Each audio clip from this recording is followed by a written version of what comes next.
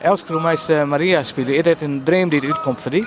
Nou, dit is een enorme eer. En echt nog dat het in Ljouwert is, dat is helemaal fantastisch. Dus ik vind het wel echt, dit is wel een kleine droom, ja. Ja, wat ik in zit. En wat willen de jongen precies voor de opname maken hier in de hout? Ja, dit zijn de vooropnames. En daar weet ik eigenlijk dus niks met hem uit zien, want ik zit gewoon op dat plein. Maar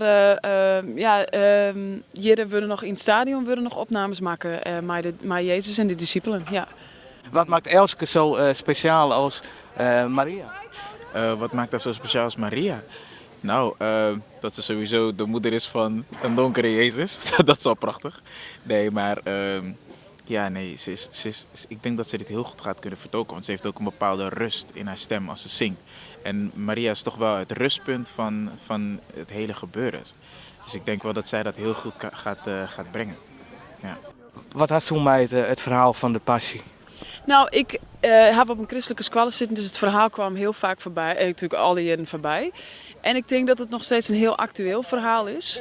En dat is ook de kracht, denk ik, van de Passion. Dat ze noemers uit de hedendaagse popmuziek in een andere context plaatsen. Dus de plaatsen in een verhaal, dat betinkt net voort van dat zou daar wel passen. En als ze dan jest in het verhaal, dan komt het doelbol zo hut binnen. En dan denk ik dat het volle makkelijker is voor mensen om te begrijpen met het verhaal ook weer. Dus dat vind ik wel altijd heel goed dienen aan de Passion.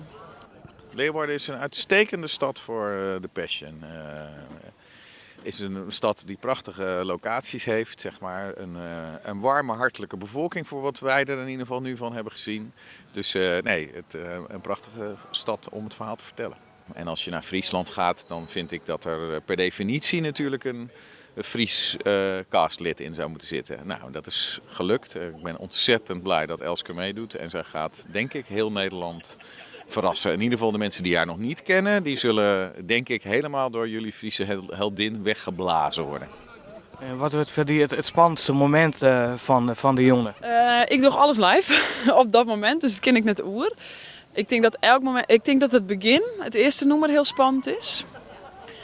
En het nummer bij het kruis. Want dat is een emotioneel nummer. Dat is toch het laatste nummer, was het jongst. En dan, dus dat is wel spannend. Maar ik vind alles wel spannend. Maar ik had er heel veel zin in. Het is heel dubbel. Waar kijk je nou het meest naar uit op die daadwerkelijke avond van de Passion? Nou, eigenlijk een nummer wat ik moet doen. Kan niet zeggen wat, welk nummer, maar het wordt een mooi stuk. Ja, als je komt kijken, dan zal je zien hoe het eruit ziet. En dan ga je genieten en dan weet je zelf of het speciaal is of niet. Wat is nou het gigantische aan de Passion? Nou, het aantal kijkers is best wel groot. En ja, dat het gewoon echt bijna een film is of zo. Het is bijna een film. En in Nederland heel uniek dat er op deze manier gebracht wordt. Dus ja, dat ik daarom van mij is echt, als famke vind worden, dat vind ik echt fantastisch. Ja. Komt er naast Elske ook nog een ander Fries tintje aan de Passion? Ja, dat is natuurlijk een grote verrassing. Die verklappen we nog niet. Verrassend dichtbij.